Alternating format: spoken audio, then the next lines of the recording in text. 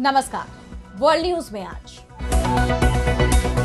अफगानिस्तान में तालिबान की सरकार बनी तो पाकिस्तान में सबसे ज्यादा खुशियां मनाई गई, लेकिन अब ये दोनों देश सबसे बड़े दुश्मन बन गए हैं। पाकिस्तान पर तालिबान ने बड़ा हमला किया है।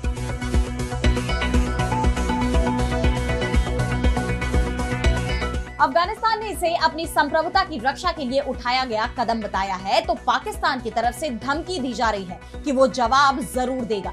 दोनों ही देशों के बीच बॉर्डर पर जबरदस्त गोलीबारी चल रही है, जिसमें पाकिस्तान को बड़ा नुकसान हुआ है। तालिबान के हाथों बुरी तरह से पिटा पाकिस्तान अब धमकियां दे रहा है। पाकिस्तान की धमकी और अफगानिस्तान के दावों पर हम करेंगे विस्तार से चर्चा और बताएंगे कि क्यों पाकिस्तान का दोस्त तालिबान आज उसका दुश्मन बन गया है। लेकिन आइए जरा उन खबरों को भी देख लें जिन पर आगे होगी बात। चीन लड़ाई से नहीं डरता, ट्रंप के 100% टैरिफ पर बीजिंग ने किया तीखा पलटवार, बड़े व्यापार युद्ध की तैयारी।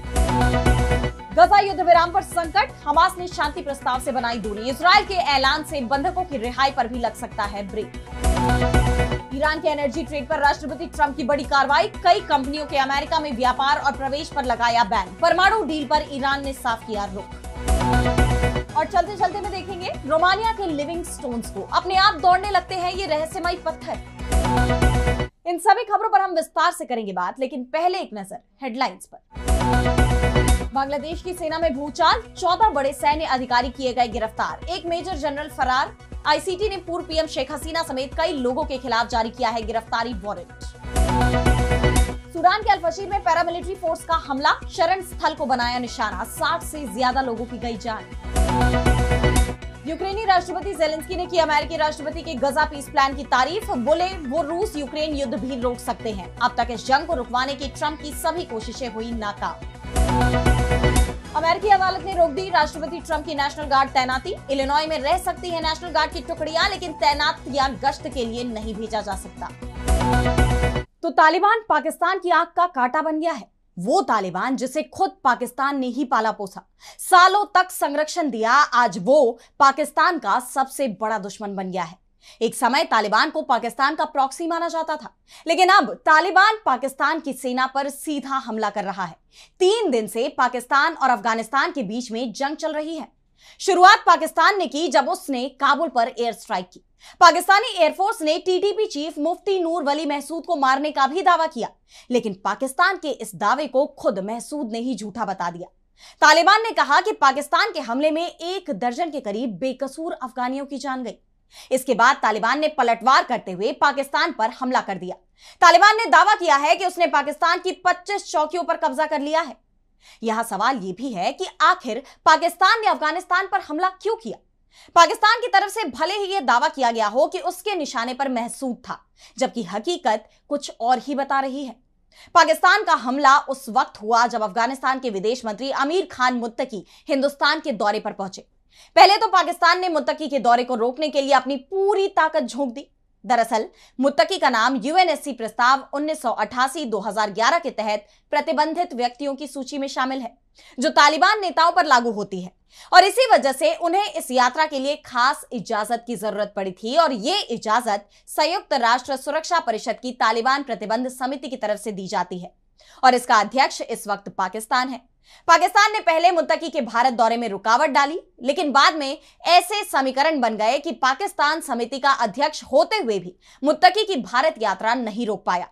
लेकिन मुत्तकी के भारत पहुंचने से पहले ही पाकिस्तान के प्रधानमंत्री शहबाज शरीफ जरूर आग उगलने लगे, और उन्होंने तालिबान को गद्दार, आतंकवादी और न जाने क्या क्या कह दिया। यहां तक कह दिया कि हम उन्हें जवाब देंगे। और जैसे ही मुत्तकी भारत पहुंचे, पाकिस्तान ने काबुल पर हमला कर दिया। लेकिन बदला लेने में तालिबान ने भी ज्यादा देर नहीं लगाई। 11 और 12 अक्टूबर की दरमियानी रात अचानक ही अफगान तालिबान ने डुरंड रेखा पर पाकिस्तान की चौकियों को निशाना बनाकर हमला कर दिया। इसके लिए अफगान तालिबान ने 3 घंटे के ऑपरेशन हेलमंड को लॉन्च किया, जिसमें बहरामचा के शकीज, बीबी जानी और सालेहानो इलाकों में जंग के हालात बन गए। इस हमले के बाद अब अफगानिस्तान के रक्षा मंत्री मौलवी मोहम्मद याकूब मुजाहिद का बयान सामने आया है। याकूब ने दावा किया कि रात भर सीमा पार चले अभियानों में अफगानिस्तान की सेना ने 58 पाकिस्तानी सैनिकों की जान ले ली। 30 से ज्यादा सैनिक जख्मी हुए हैं। अफगान बलों ने पाकिस्तानी सेना की 25 चौकियों पर भी कब्जा किया है। अफगानिस्तान के हमले में पाकिस्तानी फ्रंटियर कॉर्प्स की पोस्ट पर जबरदस्त तबाही हुई है। अफगान रक्षा मंत्रालय का कहना है कि हमने पाकिस्तान को जवाब दे दिया है और अब हमारी तरफ से कोई कार्रवाई नहीं की जा रही है, लेकिन अगर पाकिस्तान फिर कोई हमला करेगा तो हम जवाब देंगे। इस बीच अफगानिस्तान सरकार ने एक तस्वीर जारी कर पाकिस्तान के जले पर नमक छिड़क दिया। दरअसल पाकिस्तान इस हमले में मामूली नुकसान की बात कह रहा था, लेकिन अफगानिस्तान की तरफ से एक तस्वीर जारी की गई और इस तस्वीर में साफ साफ दिख रहा है कि पाकिस्तान के 7 सैनिकों को बंधक बनाया गया है। पाकिस्तान सरकार ने इस तस्वीर पर तो कोई कमेंट नहीं किया है, लेकिन पाकिस्तान को अगर सबसे बड़ा झटका कोई लगा है तो वो सऊदी अरब और ईरान की तरफ से लगा है। सऊदी अरब से पाकिस्तान की सुरक्षा संधि है, जिसमें पाकिस्तान पर हमला सऊदी पर हमला माना जाएगा, तो ईरान भी इसी तरह की डील पाकिस्तान से करना चाहता है। और जब पाकिस्तान पर हमला हुआ तो सऊदी अरब ने अपनी सेना भेजने की जगह पाकिस्तान से शांति और संयम से काम लेने को कहा है और इसी तरह का बयान ईरान ने भी दिया है। यानी पहली ही परीक्षा में पाकिस्तान और सऊदी की डील फेल हो गई है। अफगानिस्तान के पास बहुत ताकतवर सेना तो नहीं है, ऐसे में एक ताकतवर देश से अगर लड़ाई होती है तो पाकिस्तान को सऊदी अरब से सैन्य मदद मिलेगी, इस पर सवाल खड़े हो गए हैं, जो पाकिस्तान के लिए बड़ा झटका माना जा रहा है, क्योंकि पाकिस्तान इस्लामिक दुनिया का खलीफा बनने की कोशिश कर रहा है। और अब बढ़ते हैं अगली खबर की तरफ, जहां हम बात करेंगे अमेरिका को चीन के करारे जवाब की। तो जिस बात की आशंका जताई जा रही थी वो अब सच होता नजर आ रहा है। अमेरिकी राष्ट्रपति डोनाल्ड ट्रंप दुनिया में एक और जंग की शुरुआत करते दिखाई दे रहे हैं। उन्होंने चीन पर 100% अतिरिक्त टैरिफ की घोषणा की है, जिसे लेकर चीन भड़क गया। उसने साफ कर दिया है कि चीन लड़ाई से नहीं डरता। चीन के वाणिज्य मंत्रालय ने इस पर तीखा बयान जारी करते हुए कहा कि ये कदम चीन के हितों को गंभीर रूप से नुकसान पहुंचाते हैं और द्विपक्षीय आर्थिक व्यापार वार्ता के माहौल को कमजोर करते हैं। हर मोड़ पर ज्यादा टैरिफ लगाने की धमकी देना चीन के साथ बातचीत का सही तरीका नहीं है। चीन लड़ना नहीं चाहता, लेकिन लड़ने से डरता भी नहीं है। जरूरत पड़ने पर हम जवाबी कदम उठाएंगे। यानी चीन ने साफ कर दिया है कि ट्रंप की ये धमकियां और इस तरह की कार्रवाई उसके साथ नहीं चलेंगी। चीन को अच्छी तरह से जवाब देना आता है। यही नहीं, बीजिंग ने वॉशिंगटन पर मनमाने दोहरे मापदंड अपनाने का भी आरोप लगाया है। चीन के वाणिज्य मंत्रालय ने अपने बयान में आगे कहा है कि अमेरिकी बयान तथाकथित दोहरे मानदंडों का एक उदाहरण है। अमेरिका अपने हितों के मुताबिक अंतरराष्ट्रीय नियमों की व्याख्या करता है और जब दूसरे देश वही सिद्धांत अपनाते हैं तो उन्हें दोषी ठहराता है। दरअसल बीते दिन ट्रंप ने अपने social media handle truth social पर पोस्ट करते हुए घोषणा की थी कि 1 नवंबर से अमेरिका चीन पर 100% टैरिफ लगाएगा, जो मौजूदा वक्त में चीन की तरफ से चुकाए जा रहे किसी भी टैरिफ से ज्यादा होगा। ट्रंप के इस फैसले की वजह रेयर अर्थ मिनरल के एक्सपोर्ट पर चीन का सख्त रवैया है। जिस तरह चीन ने इन खनिज पदार्थों के एक्सपोर्ट के लिए लाइसेंस जैसे कड़े नियम बनाए हैं, भारत जैसे देशों से इस बात की गारंटी मांगी है कि वो अमेरिका को चीन से आयात रेयर अर्थ मिनरल की वस्तुएं एक्सपोर्ट नहीं करेंगे। इस पर ट्रंप भड़के हुए हैं और उन्होंने चीन पर 100% टैरिफ थोप दिया। लेकिन आशंका जताई जा रही है कि ट्रंप का यह फैसला दोनों देशों में एक बार फिर जंग छेड़ सकता है। और जिस तरह चीन का जवाब सामने आया है, यह माना जा रहा है कि जल्दी ही दुनिया में ट्रेड वॉर छिड़ने वाली है। चीन अमेरिका के बीच पहले ही टैरिफ वॉर छिड़ चुकी है, जब ट्रंप ने बाकी देशों के साथ ही चीन पर भी रेसिप्रोकल टैरिफ लगाया था।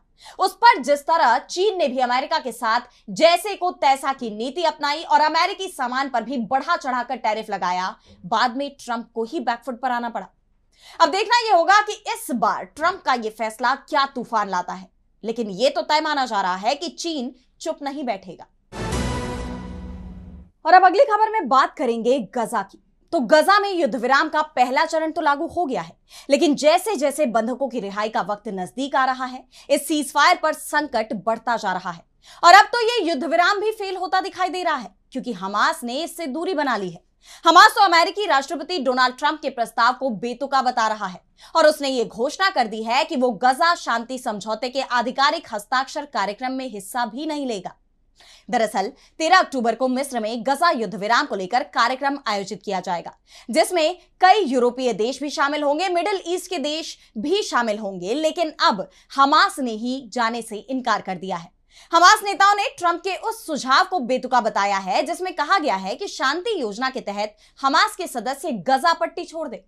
राजनीतिक ब्यूरो के सदस्य होसम बदरान ने इस पर कहा कि फलस्तीनियों को चाहे वो हमास के सदस्य हो या ना हो, उनकी जमीन से निकालने की बात पूरी तरह बेतुकी और बकवास है। योजना के दूसरे चरण पर बातचीत मुश्किल होगी क्योंकि इसमें कई जटिलताएं और कठिनाइयां हैं। वहीं दूसरी तरफ इजरायल ने भी बंधकों की रिहाई पर ब्रेक लगाने के संकेत दे दिए हैं। इजरायल ने हमास की तरफ से इजरायली बंधकों की रिहाई के बदले उन फलस्तीनी कैदियों को छोड़ने से इनकार कर दिया है जो खूंखार और हाई प्रोफाइल है, जिसमें एक नाम फलस्तीन के सबसे प्रसिद्ध नेता मरवान बरगूती का भी है। बरगूती को हमास का एक प्रमुख नेता और फलस्तीनी राजनीतिक संघर्ष का प्रतीक माना जाता है, मगर इजरायल बरगूती को आतंकवादी मानता है और वह फिलहाल आजीवन कारावास की सजा काट रहा है। युद्ध विराम की शर्तों के मुताबिक 13 अक्टूबर को हमास इजरायली बंधकों को रिहा करने वाला है, जिसके बाद इजरायल लगभग 2000 फलस्तीनी कैदियों को रिहा करेगा। गजा में इस समय 48 इजरायली बंधक मौजूद हैं, जिन्हें 7 अक्टूबर 2023 को हमास के इजरायल पर हमले के दौरान अगवा किया गया था। लेकिन अब इजरायल के इस ऐलान से बंधकों की रिहाई पर सवाल खड़े हो गए हैं, संकट मंडराने लगा है। ऐसे में साफ है कि यह संघर्ष विराम कभी भी टूट सकता है। और अब अगली खबर में बात करेंगे ईरान की। तो ईरान परमाणु बम नहीं बनाएगा, इस बात का ऐलान ईरान के supreme leader Ayatollah Ali Khamenei पहले ही कर चुके हैं। ईरान के तमाम नेता भी ये बात बोल ही रहे हैं, लेकिन अमेरिका की एक शर्त ईरान मानने को तैयार नहीं है। अमेरिका के राष्ट्रपति डोनाल्ड ट्रंप लगातार दबाव बनाने की कोशिश कर रहे हैं कि ईरान को अपना परमाणु कार्यक्रम पूरी तरह से बंद करना होगा, और इसी के चलते ईरान और अमेरिका के बीच बातचीत पूरी तरह से बंद चल रही है। खामेनेई ने तो यहां तक कह दिया है कि हम अमेरिका के साथ किसी भी तरह की बातचीत नहीं करेंगे। लेकिन अब ईरान के रुख में बड़ा बदलाव आता दिखाई दे रहा है। ऐसा नहीं है कि ईरान परमाणु बम बनाने की तैयारी में जुट गया है, बल्कि ईरान ने अब संकेत दिया है कि वो अमेरिका के साथ सीधी बातचीत को तैयार है, लेकिन यह बातचीत संतुलित होनी चाहिए। ईरान के विदेश मंत्री सैयद अब्बास अराक्ची ने इसे लेकर कहा कि ईरान के साथ बातचीत को तैयार हैं, लेकिन एक बात साफ है, हम यूरेनियम संवर्धन के अधिकार को नहीं छोड़ सकते।